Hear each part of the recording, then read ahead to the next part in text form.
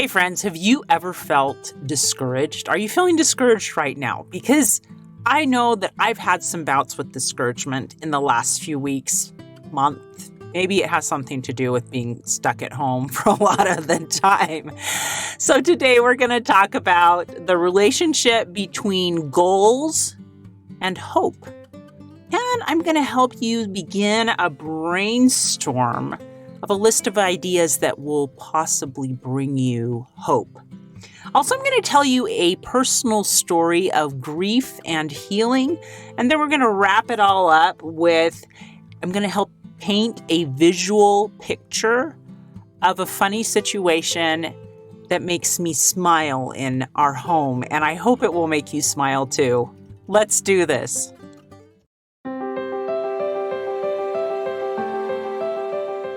Welcome to Stories of Hope in Hard Times, the show that explores how people endure and even thrive in difficult times, all with God's help.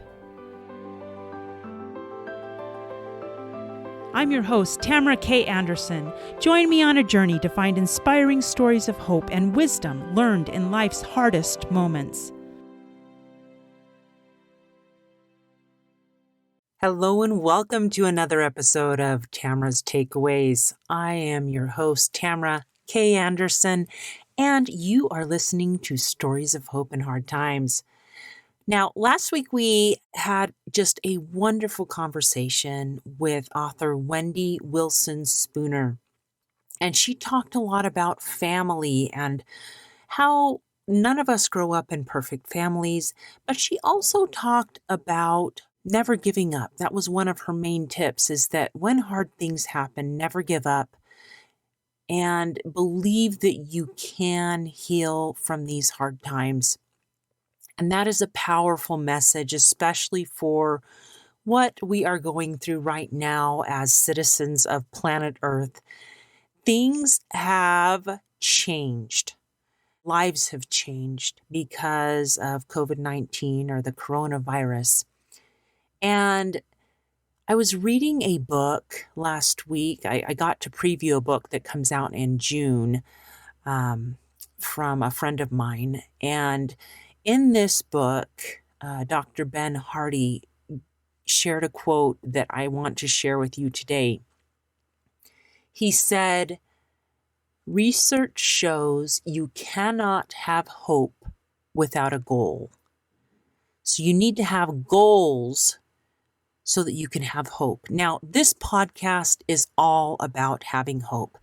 And I want to talk about loss of hope and loss of dreams, loss of expectations, which we are all experiencing right now. We've all had plans that have been changed. We've had school years for children or for parents that are not looking anything like we expected them to. And when this happens, there is a sense of loss. There's a sense of, what do I do now? We kind of lose that excitement. We lose the anticipation. We start to feel a little down on ourselves. And I just wanted to let you know that that is completely normal. If you have experienced any of these emotions, that is completely normal. And that is because all these goals or expectations or dreams that we had are now gone. And so if you're feeling down and discouraged, like you have nothing to hope for because all those old dreams are gone, I want you to pause right now and say, first of all, it's okay. It's okay to grieve these lost dreams. But secondly, I want you to start using the creative powers of your brain. And I want you to start imagining a plan B, or a plan C, or a plan D, or a plan E, or a plan F. I want you to start letting your imagination and your brain hope again. What would that look like? I will tell you, I have already told my husband that when all this is over, I'm going to go to Disneyland. For me, Disneyland is a happy place. For my husband, it is not a happy place. So he doesn't get it. But that is something I am looking forward to with hope, even though I have not bought that ticket yet, flying me to California, even though I have not bought those tickets yet to get me into Disneyland. I'm going to go there when all is said and done with the coronavirus, because that just sounds really like a fun getaway since I've been stuck in my house for so long. So start imagining these plans, but I want you to also think of and start brainstorming things that you can do that bring you hope right now. Is there something you can rearrange in your room? Is there an area that if you cleaned it, it would make you happy? Now, this is if your children aren't going to mess it up 2 seconds later, because I know that can be very, very discouraging as a young mother. So try to think of things that will bring you hope, that will bring you joy, because as Dr. Ben Hardy taught in this book, Personality Isn't Permanent, research shows you cannot have hope without a goal. So I would love, love, love to invite you to set a goal today. Set a dream, set an expectation to replace those broken ones. It doesn't have to be anything big. It can be small. And start there, because setting a goal means rebuilding hope. And that is what we're all about right now. We need to rebuild hope, and it starts right in our own minds and in our own hearts. If you're having problems thinking of things, call a friend and brainstorm together. Maybe you can do something together when this is all said and done. Because it's fun to share that dream with somebody else. I'm going to give you a quick list of possibilities. For example, last week when we interviewed Wendy, we found out she was an artist. Have you ever done a painting, and have you ever wanted to do a painting? Now would be a perfect opportunity. You can even order the supplies online. Wendy is also an avid genealogist. Have you ever looked at your family history? Do you have ancestors that went through hard things? Find out those stories. Call a great aunt or a great uncle or a grandparent, if you still have any living, and record those stories, because sometimes learning the stories from our ancestors help us realize if they got through that hard thing, maybe I can get through my hard thing. Let me give you some other examples. My daughter, who's a teenage girl, has been loving looking at how to do different hairstyles on YouTube. And she's just really enjoyed learning different braids and how to take care of her hair. And that's been really fun for her. We've learned some new games. Our family loves the game Ticket to Ride. And we got an expansion. It's called Ticket to Ride London, and it's super short. It's only 10 to 15 minutes instead of the usual hour to play a game of Ticket to Ride, and it's really fun. And so we've learned a new game. I have a friend whose daughter has totally cleaned and tidied her room. I did some online training this weekend. I did a 3-day training on speaking, and it was amazing, and I learned a lot. But that's something that's been on my vision board for a long time, and so you could do an online training. This is a great time to do that. Speaking of vision boards, maybe you've always wanted to make a vision board so that you can put your goals and ideas up there, your new ones, right? If you don't know how to do a vision board, get some training or watch some YouTube videos on it and make your vision board. This is a great time to do online piano lessons, online voice lessons. Maybe you've wanted to play the drums or, I don't know, xylophone. But my kids are taking online piano and voice lessons right now, and it's working actually. And so if you've ever wanted to, why not now? You're stuck at home anyway.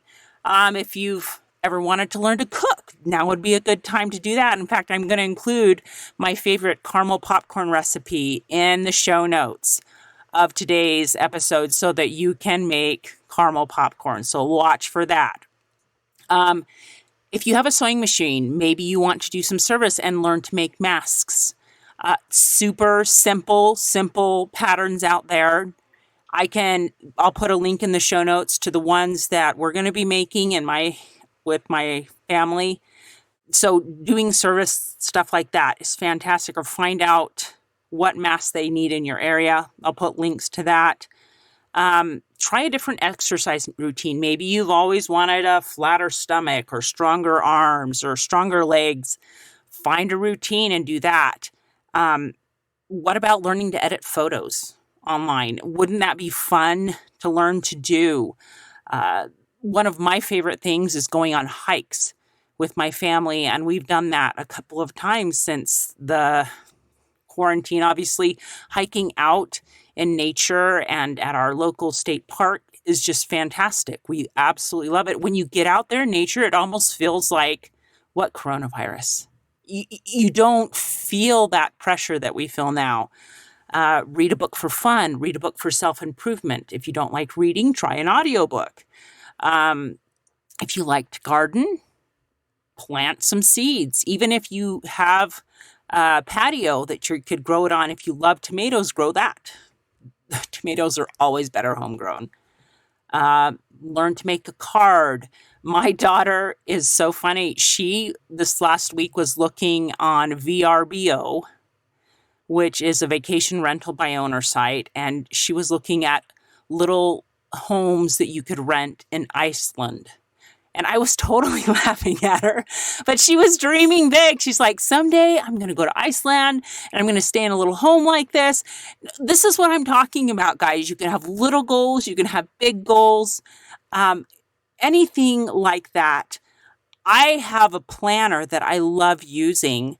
It's called the Kingdom Organizer. I'll put it in the links in my show notes, but it's fantastic because it helps me set monthly goals and then weekly goals, and then I break it down into daily goals, and they help me keep my priorities in check so that I'm putting myself and my relationship with God first, and then my relationship with my family second, and then friends, and then blessing the world. And so as long as I keep those in order, I feel like I have the energy that I need to keep going. And granted, with all of the change that's happened, I've had to kind of relook and change some of my goals. And guess what? That's okay.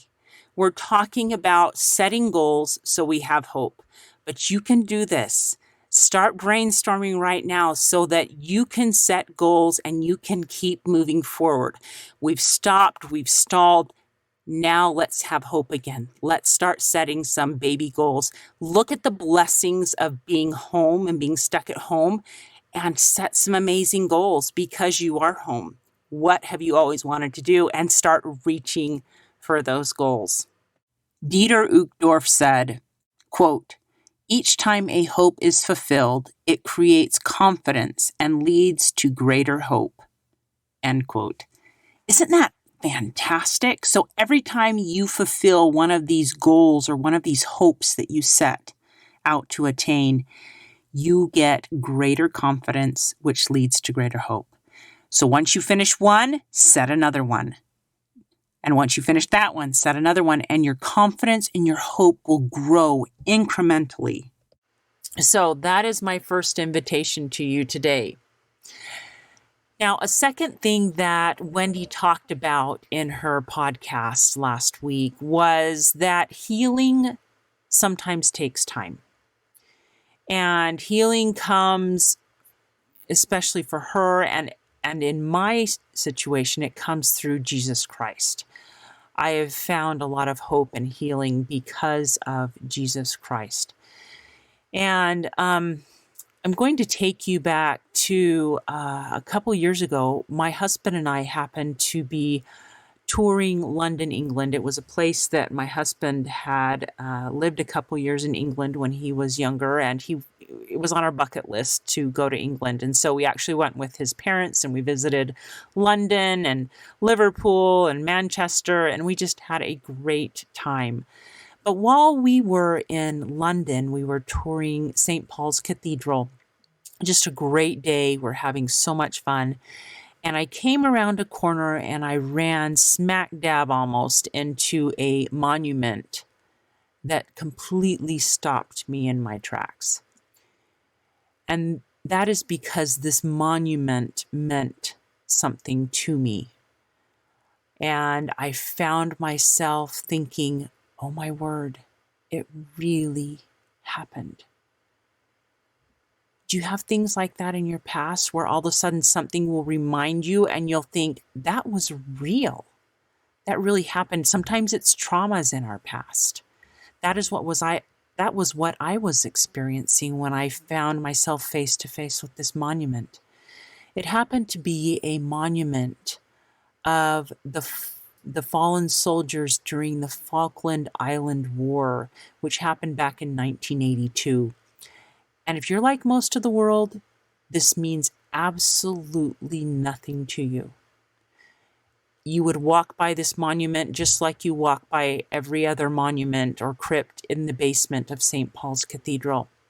But because this monument meant something to me, I had to sit and face and remember some trauma that had occurred when I was a young child. You see, my family lived in Argentina for 3 years when I was a little girl, and we went to Argentine schools, and we were there during this Falkland Island War. Down there, they call them Las Islas Malvinas, or the Malvinas Islands. And I remember this war because it was painful to me. When the United States kind of sided with Great Britain because Great Britain had occupied these islands since 1833, the Argentines really hated the Americans. And because I happened to be the only American these children knew, they took some of their hatred out on me. And it was hard. I look back on those times and it was very, very difficult. And so sometimes complete healing may take 30 years or more, like it did for Wendy, like it did for me. And I remember touching that monument in the basement of St. Paul's Cathedral with tears rolling down my cheeks and realizing that that part of my life was a hard part, but that I could be healed, that I could be whole, that I could take those memories that were hard and talk about them and learn from them and be able to turn them from trauma into healing with God's help. And I think healing is something that takes time, and we don't necessarily forget the bad thing, but perhaps we find the lessons from it. Instead of looking at it as something that was negative that happened to it, we look at it and find the blessings. And so that day in St. Paul's Cathedral, first of all, I realized that I had trauma that I needed to heal from, and that I have since, pondered on and looked at and dived into with my journal. And I've realized that God can heal all wounds, even those we experienced long, long time ago. Just like Wendy told us the story of her sister and her sister's suicide and how it took her 30 years to process things. And so sometimes, first of all, don't be judgmental on yourself or critical of others, because sometimes things take time to completely heal from. And if you find yourself that you have tears running down your cheeks for no reason in the middle of a tour, well, not for no reason, you may need to heal from that and give it to God and ask Him to help you with it. And I have found that as I have turned to God with these traumas, that He has blessed me with healing. And I'm really, really thankful for that. I know that 100% for sure. God can help us heal no matter what the trauma. I would like to wrap things up with a scripture. I have been studying scriptures on hope for the last few weeks. And I love this topic because it gives me hope to read these scriptures. And there is a scripture that I really want to share with you, and it is super short. And it's found in 1 Corinthians chapter 9, verse 10.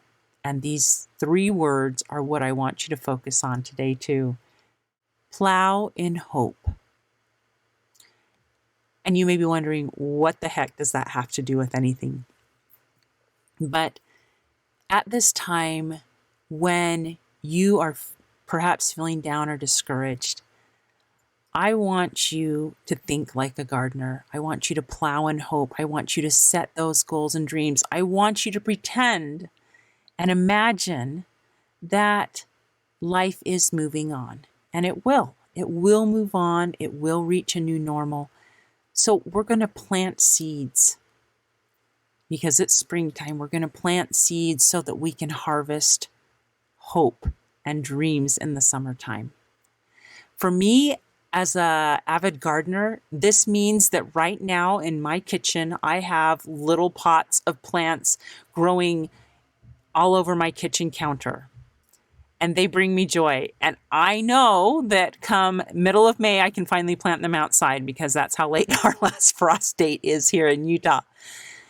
But what little things can you guys be doing every day to plow with hope, to hope for that better future? And that kind of ties into what I was talking to at the beginning about setting those goals so that you can hope for something great. So plow with hope.